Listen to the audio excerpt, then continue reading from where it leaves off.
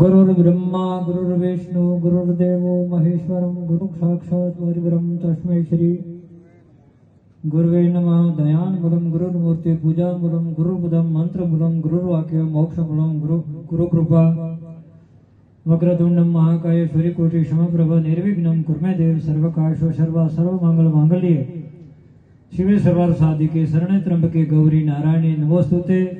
पावड़नगर ने धन्य धराव पर पुण्य धराव पर सोलंकी परिवारना पावन आंगणे अपना पूर्वजोना पुण्यથી मां जगदंबा कुलदेवीની અસીમ કૃપા થઈ અને અત્યારે આજે વર્તમાન યજમાન એમના જો એક અમૂલ્ય સમય સંપત્તિથી ભવ્યથી ભવ્ય અમને આ એક ભાગવત ભગવાનનો એક આવાહન પૂજન થઈ ગયું। સજ્જનો ભાગવત કોઈ પુસ્તક નથી, ભાગવત એક વાગ્મય ભગવાનનું સ્વરૂપ છે। ભાગવતનો દર્શન કરો તો ભગવાનનું દર્શન છે। આ મર્મ ભરી વાણી થોડી સમજવી જરૂર છે। તો આવા પાવન પ્રસંગે આજ પાંચમો દિવસ છે કે ચોથો, પાંચમા દિવસના પાવન પ્રસંગે અમને પણ આ મોકો આવવાનો મળ્યો અને આજના પાવન પ્રસંગે પ્રથમ તો આપણા વ્યાસ ભગવાન વ્યાસપીઠમાં બિરાજમાન પૂજ્ય પુરાણીજી મહારાજના ચરણોમાં વંદન, બ્રહ્મનિષ્ઠ બ્રહ્મસ્વરૂપ પૂજ્ય સંતોના ચરણોમાં ભેગ ભગવાન, પૂજ્ય બ્રાહ્મણ દેવતા, ધર્મપ્રેમી સજ્જનો, ભગવતી સ્વરૂપ માતા બહેનો અને બાળકો સજ્જનો, આ કોઈ નાની મોટી વાત નથી। આપણા 4 વેદ શાસ્ત્ર 18 પુરાણમાં વાત બતાવી અને આટલી વાત કેમ બતાવી? સંત વાણી હોય, શાસ્ત્ર મત હોય, પુરાણ મત, વેદ મત એ કેવળ મનુષ્ય હિન્દુ સમાજ માટે નહીં, માનવ જાતિ માટે કઈ ને કઈ આત્માનો કલ્યાણ માટે આપણા ધર્મશાસ્ત્રોએ વાત બતાવી। કારણ કે તમારી ભીતર જે બેઠો પરમાત્મા એ ઈશ્વરનો અંશ હતો, પણ કળિયુગ જન્મના ક્રમના અંતરાયથી આ ધરતી પર અવતરિત થયા અને એ જીવાત્મા સુખી દુખી કરતા ભોગતા જીવ બની ગયો અને હવે જીવમાંથી શિવ ન બને ત્યાં સુધી આ જીવને ઉપાધિ મળતી નથી। અને એ તથ્યને પ્રાપ્ત કરવા માટે આપણા ઋષિ મુનિઓએ, આપણા વેદોએ, આપણા પુરાણોએ, આપણા સંતોએ આ સરળથી સરળ આવા સરસ સાધન બતાવ્યા। ચાહે સંતવાણી હોય, જપ હોય, તપ હોય, તીર્થ હોય, વ્રત હોય, કોઈ શુભાશુભ કર્મ, એ કેવળ આત્મ કલ્યાણ માટે। સજ્જનો, આત્માનું કલ્યાણ ક્યાં છે? ઘટ મેં જ્ઞાન વિચારો તારો કોણ હે બોલણ હારો, જોની કરો ઓળખાય તારા આવા ગમન મળ જાય।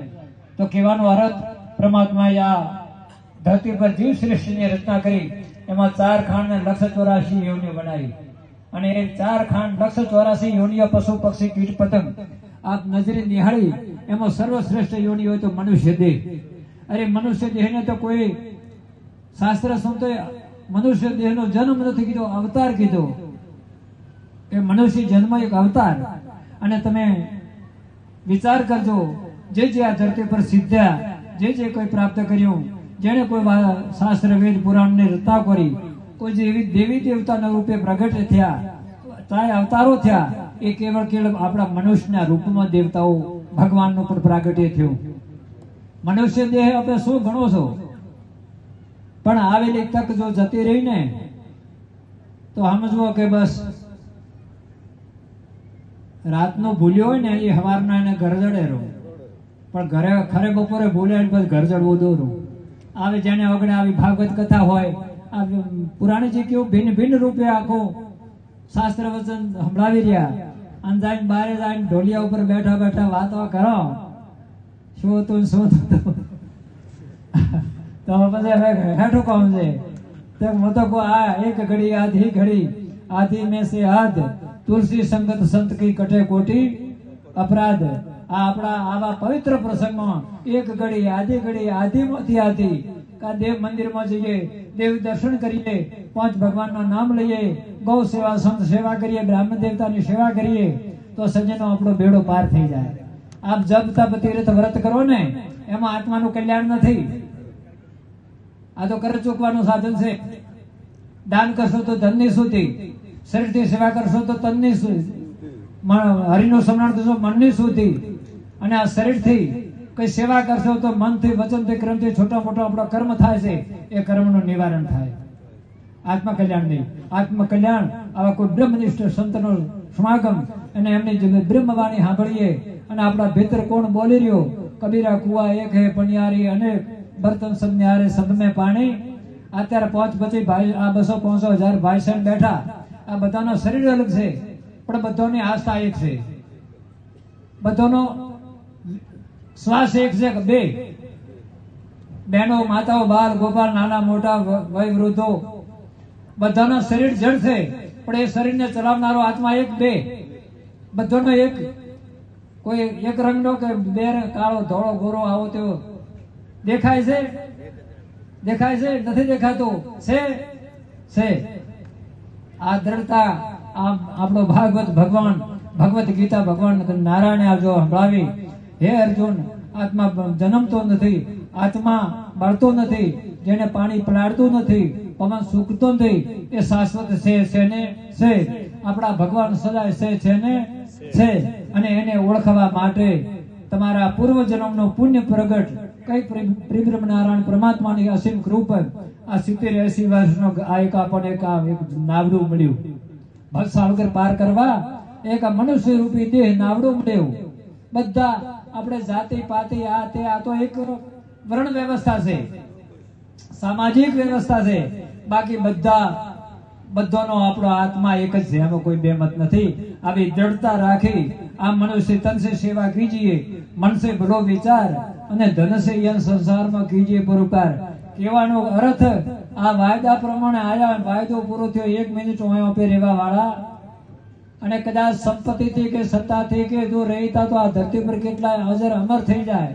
સજનો, આ ભાગવત ભગવાન તમે કથા ગઈ છે હિરણ્યકશિપુની કે હવે આવશે, જેને બ્રહ્માજી પાસે એવું વરદાન માંગ્યું કે હું ઘરે ન મરું, બારે ન મરું, હુકે ન મરું, લીલે ન મરું, મનુષ્યથી ન મરું, પશુથી ન મરું, રાત્રે ન મરું, દિવસે ન મરું, કોઈથી અજર મન શસ્ત્રથી ન મરું, અસ્ત્રથી ન મરું, હુકે ન મરું, લીલે ન મરું, એવું મને વરદાન આલો.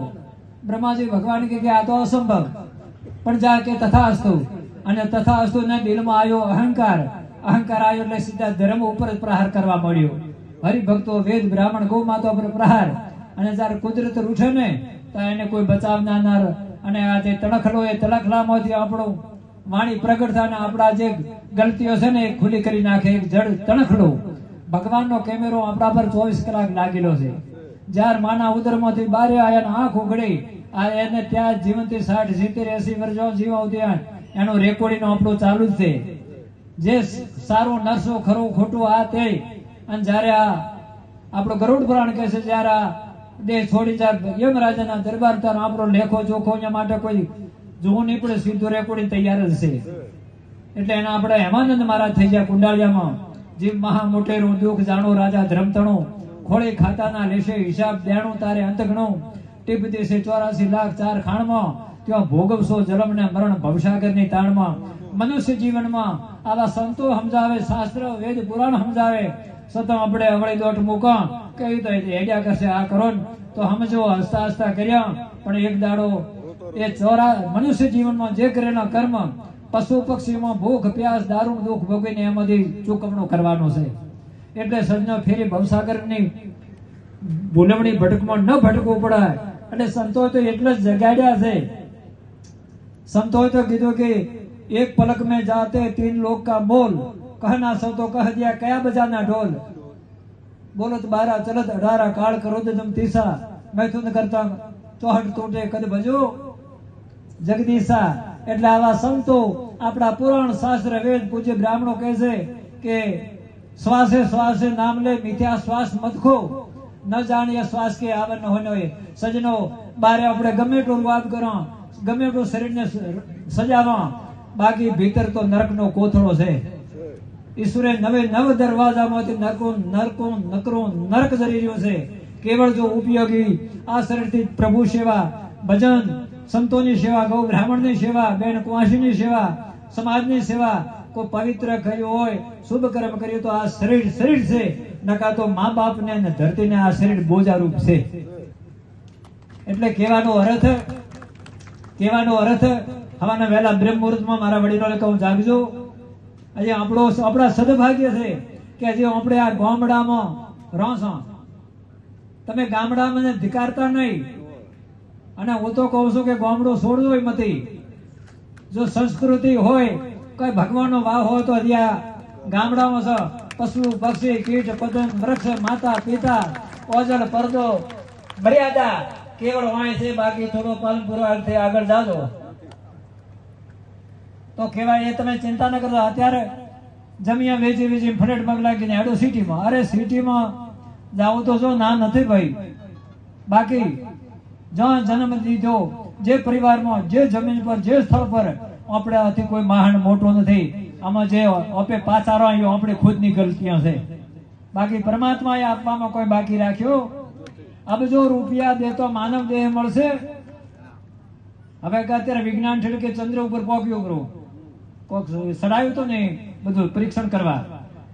પણ વિજ્ઞાનને એમ કહું કે 80 વર્ષના બાપુ જાય ને ફેક્ટરીમાંથી 30 વર્ષનાથી પાછા આવે. ભલે 5-10 કરોડ ખર્ચી નાખશે. મેળ પડશે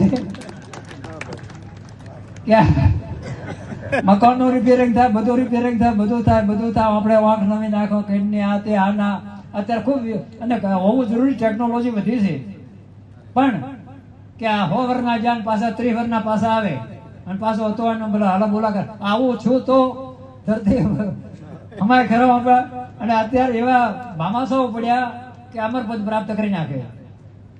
એમાં ઈંડા કસબું નો નથી ચાલુ, મારું તમારું ચાલવાનું. ઘડી પલક કે સૂજે ને કરે કાલ की बात, जीव ऊपर तो जमफरे तेतर ऊपर बाज. આ 12 મંગળ જાય છે પાછો આવે જાય છે તો હંધિયા જબલક હંસા હે કાયા में कोची मंगल की, जबलक हंसा छोड़ चले तो माटी जंगल. આપણા શિવગીરી બાપુ આપણે જે પહાડોમાં કેવા એક બ્રહ્મનિષ્ઠ સંત હતા. પણ આ શરીર છે આ કાળનો કોળિયો છે.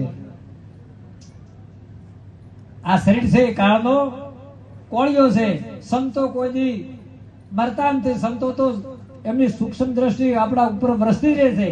પણ સમય ભગવાન ચાહે રામ આયા, ભગવાન કૃષ્ણ આયા, માં જગદંબાઓ આવી, સમયને માન દઈ ધરતી ઉપર જે પરોપકારનો ધર્મનો કાર્ય કરીને આખો શરીરને આ ધરતીને હોંપી પાછા અને વળી સમય પ્રગટ થશે.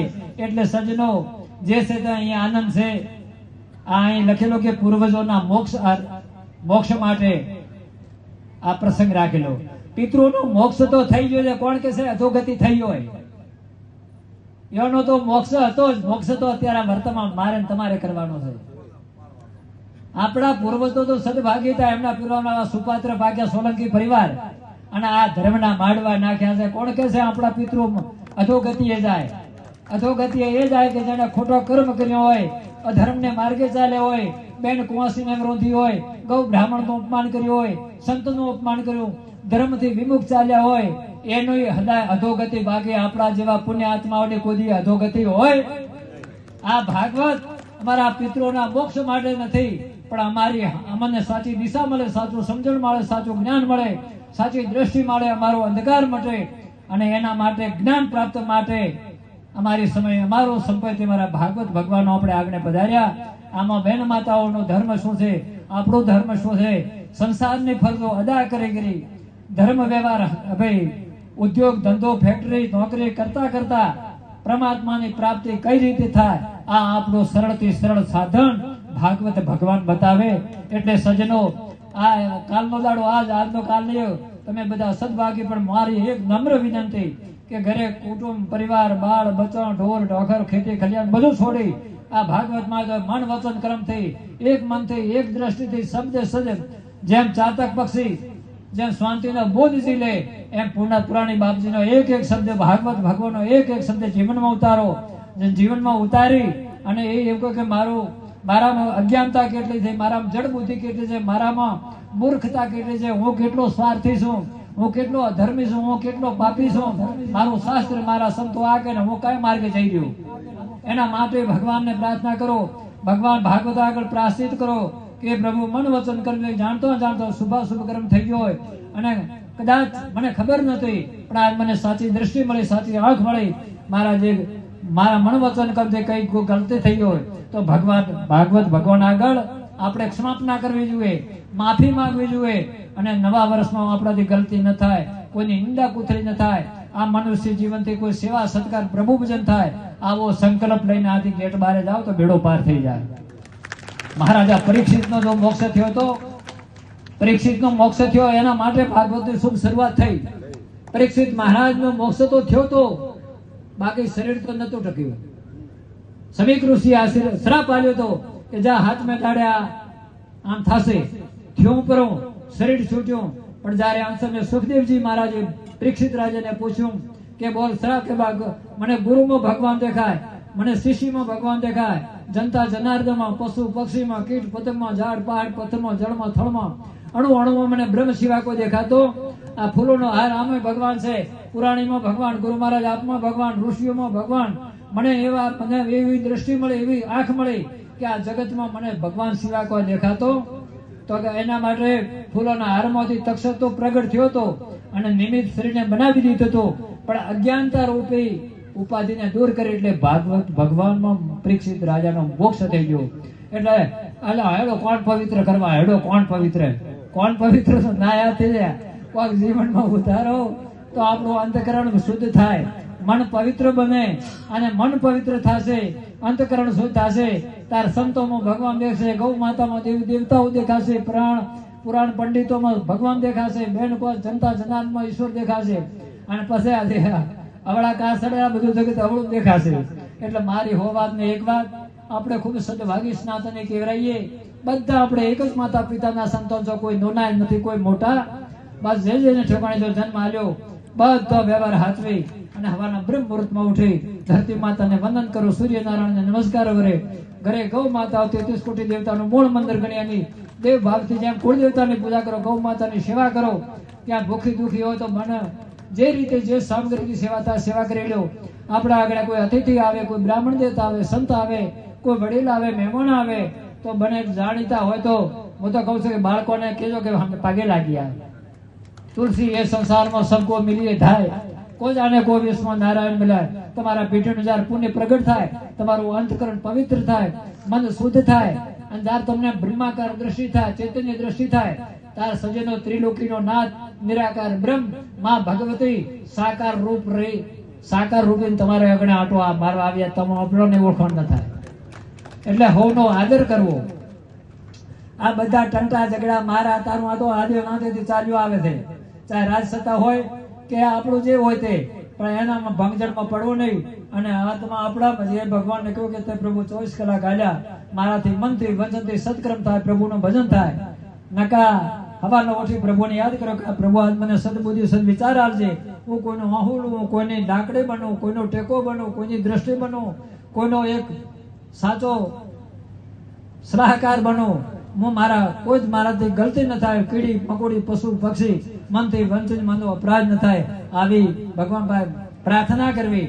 અને હાજે પાછું ભગવાનને પ્રાર્થના કરવી. આપણે આરતીના ટાઈમ 2 હોય, હાજે ક્ષમાપના એ ભગવાન મનથી વચનથી ક્રમથી તો જાણતો અજાણતો મારાથી, મારા પેટ ખાતર, પરિવાર ખાતર, કોઈ બી રીતે મનથી વચનથી કોઈ પશુ પક્ષી કીટ પતંગ જાણતો અજાણતો મનથી વચન મારાથી કોઈ ગલતી થઈ, હે મા જગદંબા, હે કુળદેવી, હે ભગવાન, હે ગુરુજનો, મને આ જીવને મુક્ત કરી દેજો. મારા અપરાધ હામાં ન જોતા મને સાચી દિશા લો. આપણા શાસ્ત્ર દયા ધર્મ કા મૂલ હે પાપ મૂલ, અભિમાન તુલસી દયા ન છોડીએ, જબલક ઘટ में प्राण. દયા એ ધર્મનું મૂળ કીધું. પાવડ નગરી તો ખૂબ ધન્યવાદને પાત્ર. વર્ષોથી આ ગામમાં સેવા થઈ રહી. દરેક સમાજના ભાઈઓ બધા મહાન છો. આ ધરતી પર કોઈ નાનો કોણ જે ધર્મથી વિમુખ ચાલે, આ નાનો, બાકી બધા મહાન છો. એક પરિવાર તો એક પરિવાર ચડિયાતો છો, બધા સદભાગ્યને પાત્ર છો. તો આ તમે એ પણ પાવડમાં ગૌ માતાની પણ ખૂબ સરસ સેવા થઈ જાય છે. એક આપણા સંત વડવાળા દેવથી પધારેલા રામનારાયણ દાસ મહારાજ, એ બહુ અલગારી સાધુ છે. એમનું પણ જીવન કઈ પરોપકાર માટે છે, અને થોડા સપનો એમનો સાકાર થાય, કઈક મોટું આવાહન